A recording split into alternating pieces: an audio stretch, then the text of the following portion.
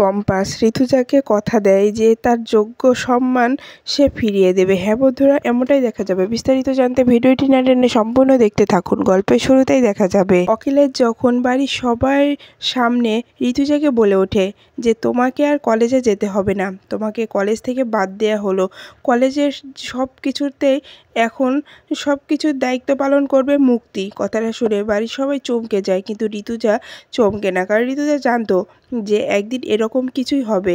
তখনই কিঞ্জল বলে, দাদাটা কি করছো? তখনই অখিলেশ কিঞ্জলকে বলে, আমি যেটা করছি এবারই ভালোর জন্যই করছি, আমার যা ভালো মনে হয়েছে সেটাই করছি। কারণ ঋতুজা ঠিকমতো কাজটা চালাতে পারছিল না বলেই আমি ঋতুজাকে বাদ দিয়ে মুক্তিকে দায়িত্ব দিলাম। আমি যা করেছি ভালোই করেছি, এই নিয়ে আর কোনো কথা হবে না।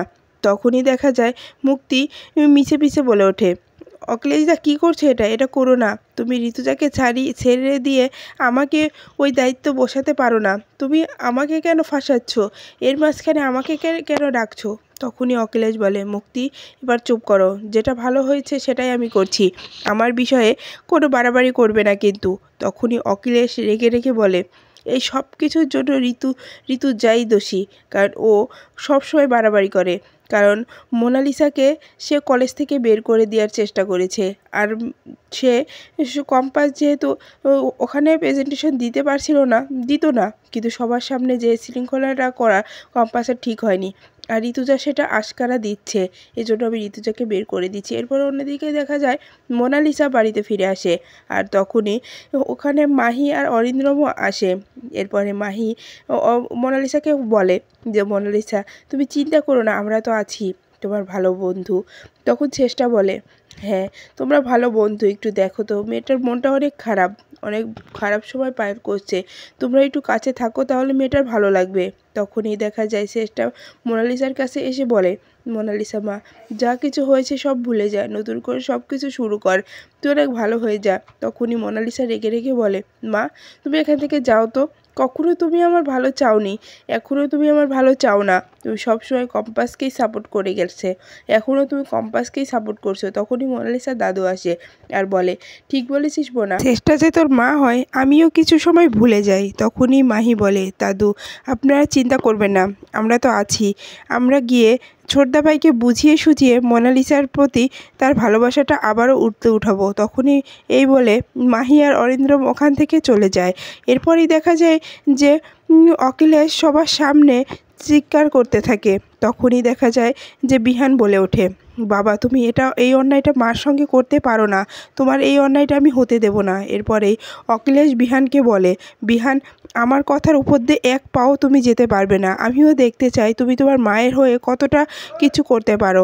এরপরে তখনই মুক্তি বলে ওঠে, এটা কি করছো তুমি অখিলেশ দা, এটা করো না। তখনই দেখা যায় ঋতুজা বলে, মুক্তি আমাদের ব্যাপারে কথা বলিস না, আমি জানি তো এই সব কিছুর মধ্যে কে বা কারা জড়িত আছে, তাই বলছি কথা বাড়াস না। তখনই মুক্তি বলে, আমাকে ভুল বুঝছিস ঋতুজা তুই।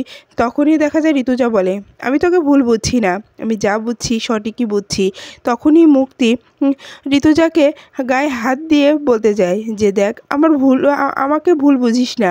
তখনই গায়ের হাত থেকে হাতটা সরিয়ে নেয় আর বলে, মুক্তি তুই আমাকে টাচ করার সাহস দেখাবি না, তুই তোর মতো থাক, তুই কেন আমার কথার উপর ভিতরে আছিস, আমাদের স্বামী স্ত্রীর মধ্যে ঝামেলাটা বেঁধেছে, আমরাই বুঝে নেব, তুই বাইরের মেয়ে হয়ে কেন এর মধ্যে আসার চেষ্টা করছিস। কথাটা শুনেই রেগে যায় মুক্তি আর মনে মনে ভাবে, এই কথাটা বেশি দিন বলতে পারবি না ঋতুজা, আমি তোর কাছ থেকে অখিলেশকেও কেড়ে নেব, এই বাড়ির সব কিছু কেড়ে নেব, তোর জায়গায় আমি যাব, তোকে ছুঁড়ে ফেলে দেবো বাইরে।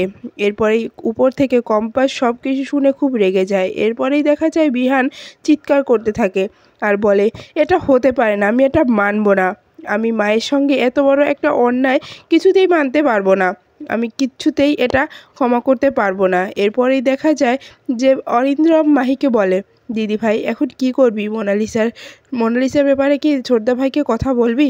তখনই মাহি বলে, বলতে তো হবেই, কারণ মোনালিসা আমাদের ভালো বন্ধু, ওর জন্য এটুকু কাজ করতেই হবে আমাদের, আর মোনালিসা যদি এবারের বউ হয়ে আসে তাহলে আমাদের জন্যই ভালো হবে, কারণ মোনালিসা আমাদের কথা মতোই চলবে, আর ওই কম্পাস তো আমাদের কথা মতো চলবে না, আর ও আমাদের সঙ্গে যায় বল ভাই। তখনই অরিন্দ্রম বলে, ঠিক বলেছিস দিদি ভাই, ওই কম্পাস আমাদের সঙ্গে কিছুতেই মানায় না। তখনই দেখা যায় মাহি বলে, হ্যাঁ এই জন্যই তো আমি ওকে ছোটদা ভাইয়ের কাছে ঘেঁষতে দিই না, ছোটদা ভাইয়ের কাছাকাছিও আসতে দিই না। এখনও আমি আসতে দেবো না, আগে বাড়িতে যাই, তারপরে আমি ছোটদা ভাইকে ম্যানেজ ঠিক করে নেব। মোনালিসার সঙ্গে ছোটদা ভাইয়ের আবারও কথা বলিয়ে দিলে ছোটদা ভাই ঠিক বুঝবে মোনার ব্যাপারটা। এরপরেই দেখা যায় মোনালিসার দাদু মোনাকে বুঝাতে থাকে যে চিন্তা করিস না, তুই তুই আবারও কলেজে যেতে পারবি। তখনই মোনা বলে, সত্যি বলছো দাদু আমি আবারও কলেজে যাব?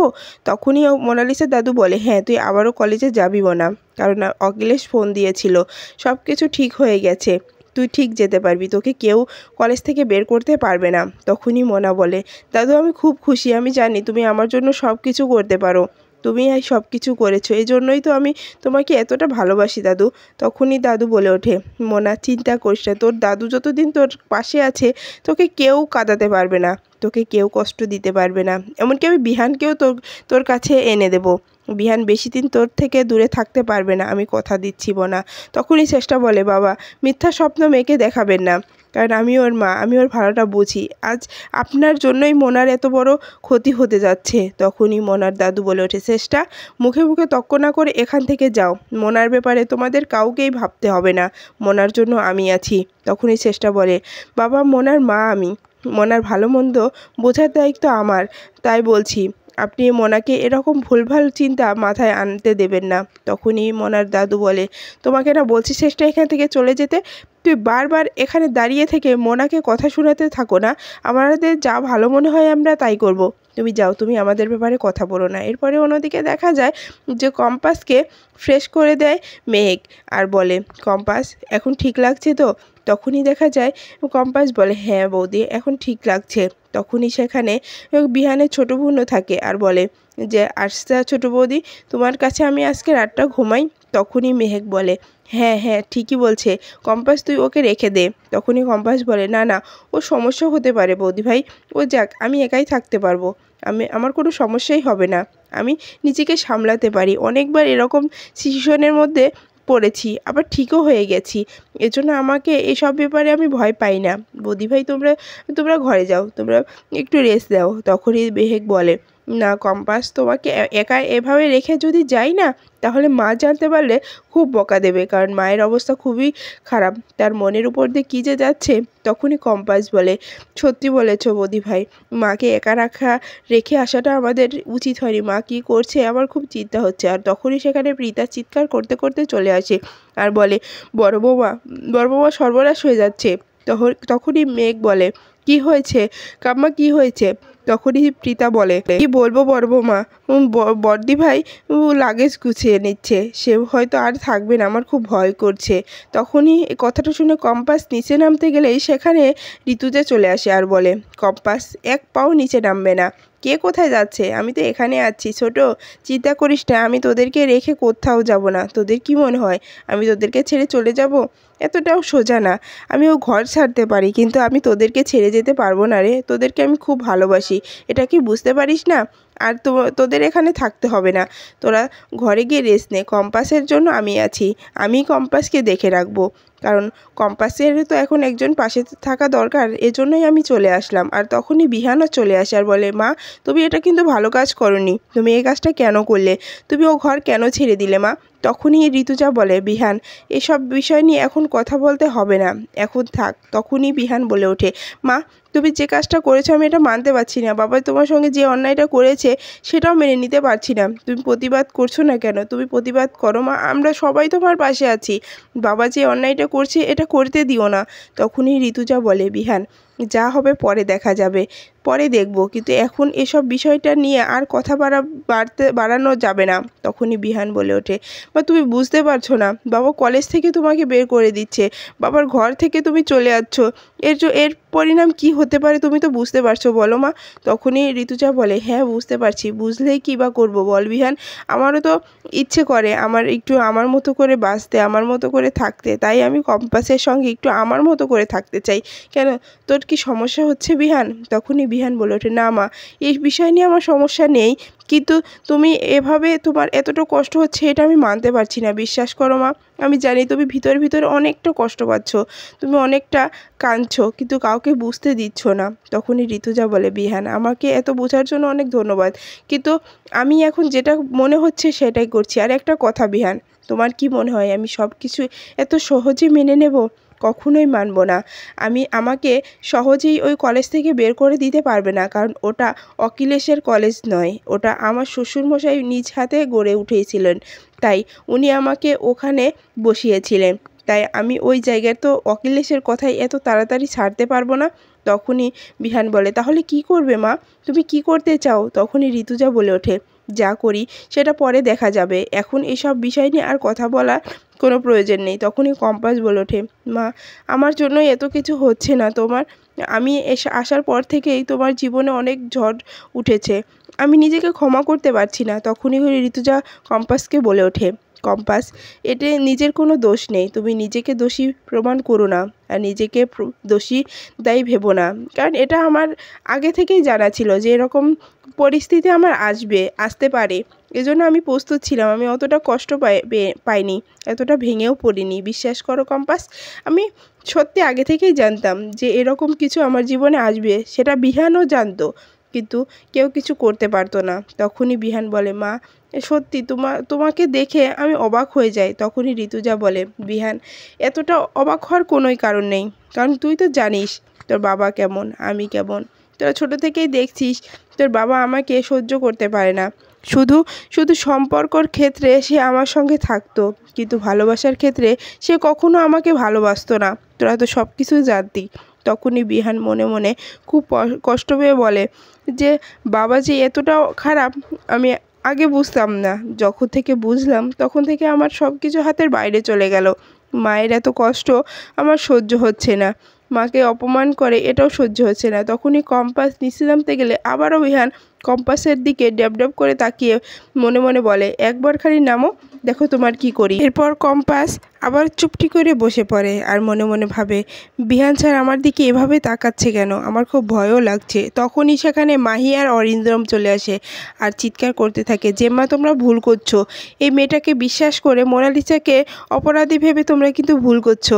মোনালিসা যা কিছু করেছে ছোটদা ভাইকে ভালোবেসেই করেছে, আর যা হয়েছিল হয়েছিল। কম্পাসকে আবার ওই কলেজে গিয়ে অপমান করার কি দরকার ছিল? তখনই ঋতুজা কথা শুনেই রেগে যায় আর বলে, মাহি, কি বলছো তোমরা? যে অন্যায় করছে তাকে তোমরা উস্কাচ্ছ, আর যে সত্য কথা বলছে, সৎ পথে চলছে, তাকে অপরাধী ভাবছো। তোমাকে এখানে তো কেউ ডাকেনি, তুমি এখান থেকে চলে যাও। যাও, একটা কথা মনে রেখো, তুমি এবাড়ির যে মেয়ে, আমি কিছু সময় ভুলে যাই, তুমি না বলতে তোমার বেস্ট মা আমিও ভাবতাম যে মাহি, তুমি আমার সততা নিয়ে বড় হয়েছো, তুমি ঠিক আমার মতোই হবে, কিন্তু না, তোমাকে এতটা আশকারা দিয়েছি, এতটা স্বাধীনতা দিয়েছি যে তুমি এতটাই খারাপ হয়ে গেছো, তুমি কার কখন কি বলছো সেটা নিজেও জানো না। এরপরে মাহি বলে, জেম্মা, তুমি কি বলছো? এই মেয়েটাকে জন্য আমাকে অপমান করছো? তখনই ঋতুজা বলে, হ্যাঁ করছি, এখান থেকে চলে যাও, তোমাদের কারোর প্রয়োজন নেই। এরপরেই দেখা যায় যে প্রীতা তখনই বলে ওঠে, আচ্ছা দিদিভাই, তুমি না বলেছিলে কম্পাসের জন্মদিনের অনুষ্ঠান করবে, তাহলে কি সত্যি করবে? তখনই দেখা যায় যে ঋতুজা বলে, হ্যাঁ করব, যত ঝড়ই আসুক, যেটা কথা দিয়েছি সেটা তো করতেই হবে।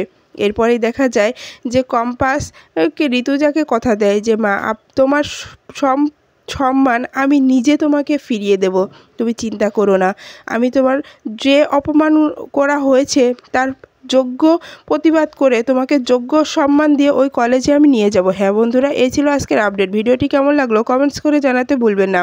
পরবর্তী আপডেট পেতে চাইলে চ্যানেলটি সাবস্ক্রাইব করে পাশে থাকা বেল বাটনটি অন করে রাখুন। ধন্যবাদ।